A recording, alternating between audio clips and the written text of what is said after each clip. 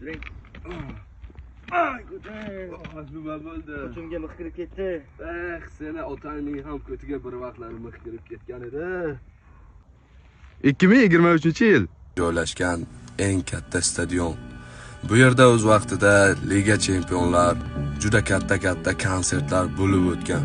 Samaraxon Karimov davrida 1980-yil qurib bitilgan.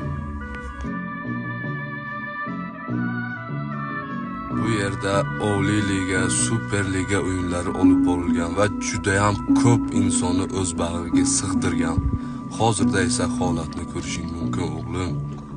O'g'lim, bu yerni ota-bobolarimiz hashar yordamida qurishgan. Ko'ryapsanmi o'g'lim, ota-bobolarimiz biz uchun nimalarni qoldirishdi? O'g'lim, bu manzara 2023-yilgi manzara. Xudo xolasa 2 yil ichida ta'mirlash ishlari olib boriladi. Mana bugun 2023-yil. Men seni bu yerga bejizga olib kelmadim. Bu yerda seni farzandlaring xudo xolasa yangi stadionlarda o'ynab kulib, cho'qqilab yurishadi. Manzarani yaxshilab eslab qol. Bu yerga e'tibor qilmay qo'ya qol. Chunki 2025-yil bu yer ta'mirlash ishlari yakunlanadi. Xudo xolasa farzandlaring o'ynab kulishadi bu yer. Zo'r bo'larkan-da, dada. Albatta, ko'rasan o'g'lim. Xudo xolasa tirik bo'lib tursam, birga kelib ko'ramiz. 2025-yil bolalarim, ko'rishinglar mumkin. Dada, o'zgarish yo'q, mana 2025-yilga keldik.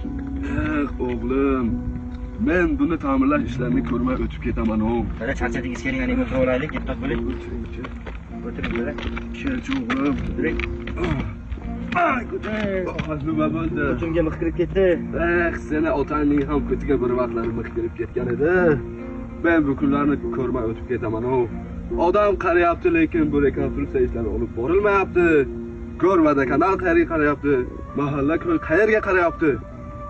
Bu yerlar albatta ta'mirlanadi. Siz ko'rmasangiz biz ko'ramiz. Biz ko'rmasak nabiralaringiz ko'radi, dada.